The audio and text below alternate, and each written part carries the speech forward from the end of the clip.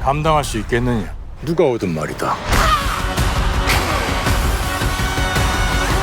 왕가 사는 남자를 보고 왔습니다. 임금이 된 세조, 작은 아빠에게 밀린 소년 단족, 유배지에서 그를 보필하던 어뭉도, 조카를 어여삐 여긴 또 다른 숙부 금성, 이들을 모두 처단하려는 한명회. 간만에 사극이라 좀 신났습니다. 장항준 감독의 사극은 더욱 귀하죠. 여기서는 감상 후기만 말하겠습니다. 작품성으로 봐야 할 영화는 아닙니다. 지금 칭하는 작품성은 기술적인 만듦새입니다. 많지 않은 제작비 대비 가성비 있게 촬영되어서 규모가 큰 전쟁 영화 같은 블록버스터 급 박진감이 있진 않았습니다. 영월 청령포는 산골 깊숙한 곳인 만큼 단촐한 유배지나 작은 마을 정도만 나오기 때문에 눈을 사로잡는 장면들이 많은 것도 아닙니다. 등장인물도 많지 않죠. 가장 비중 있는 인물만 본다면 단종, 어뭉도, 한명회 이 세 명이 전부죠. 게다가 영화에 범이 등장하는데 이 범 장면들은 빼버리거나 대체하는 게 더 낫지 않을까 싶습니다. CGT가 너무 낮거든요. 그런데 이 단점들은 다 신경 쓸 필요가 없습니다. 이해하고 즐기는 데는 무리가 없거든요. 그 이후로 연기력이 장점입니다. 빌런이 되는 한명회를 맡은 유지태 배우야 워낙 카리스마 있는 연기를 많이 보인 터라 믿고 보는 배우죠. 유해진 배우는 아예 교과서를 찍고 튀어나온 사람이냐고 할 정도로 캐릭터와 싱크로율이 굉장하고 연기력도 흠잡을 곳이 없습니다. 인상 깊은 건 박지훈 배우. 저는 철학과 연습 없이 그저 인기만 끌려고 연기하는 아이돌들은 탐탁치 않습니다만 이렇게 실력으로 승부 본다면 전혀 나무랄 게 없죠. 오히려 박지훈 배우는 잘생긴 외모가 연기력을 덮어버린다고 느꼈습니다. 아이돌 출신 배우로 가장 최근까지 인정했던 인물은 임시완 배우인데 임시완 배우 이후로 걸출한 남배우 하나 탄생한 것 같습니다. 왕과 사는 남자 몰입 요소는 영리한 연출에 있습니다. 실제 단종 유배지 청령포와 그 인근은 이미 관광지가 되어 촬영하기엔 무리였다고 합니다. 그래서 비슷한 곳을 찾아 영월, 문경 등을 전부 돌아다녔다고 해요. 콘텐츠는 제작자가 공을 들인 만큼 티가 나는 건데 왕과 사는 남자는 정말 열심히 제작했다는 게 느껴집니다. 평점에 신중하기로 유명한 박평식 평론가의 점수가 화제입니다. 두 배우가 앞서거니 뒤서거니 라는 멘트와 함께 별 3개를 부여했습니다. 이건 그의 장항준 감독 평가 중에 가장 높은 점수입니다. 여기서 두 배우는 어뭉도 역의 유해진 배우, 단종 역의 박지훈 배우이겠죠. 저는 사극을 볼 때 저만의 방식이 있습니다. 바로 그 시대 사람이 되었다고 생각하면서 그때 그 감정을 일으키는 겁니다. 몇백 년 시간이 흘렀어도 예나 지금이나 사람은 똑같은 감정을 느끼거든요. 할아버지, 아버지가 나라 최고의 군주였다는 자부심, 작은 아빠에게 자리를 뺏긴 10대 소년의 충격, 무서운 어른들이 자신을 협박하는 공포감, 자신을 위해 목숨을 던지는 신하들에 대한 슬픔, 단종을 바라보는 시종 시녀들의 애달픔, 단종의 죽음을 바라보는 어뭉도의 안쓰러움, 위험을 무릅쓰고 장례까지 치러준 용기. 이런 식으로 시대는 다를지언정 그때 든 감정은 과거와 미래가 크게 다르지 않기 때문에 이런 감정을 음미하며 사극을 즐기면 재밌죠. 왕과 사는 남자 배경은 단종의 유배부터 시작됩니다. 그래서 한양과 궁궐의 모습보다는 강원도 산골 풍경이 대부분인데요. 그래서 마을에 사는 백성들이 자주 등장합니다. 저는 앞으로도 이런 소재가 더 등장했으면 좋겠어요. 그간 사극들을 보면 항상 역사의 주인공들이 등장했습니다. 국내 박스오피스 1위인 명량만 보더라도 이순신이나 일본 장수들이 주연이에요. 이분들은 역사서에 이름이 적혀있는 유명인들이죠.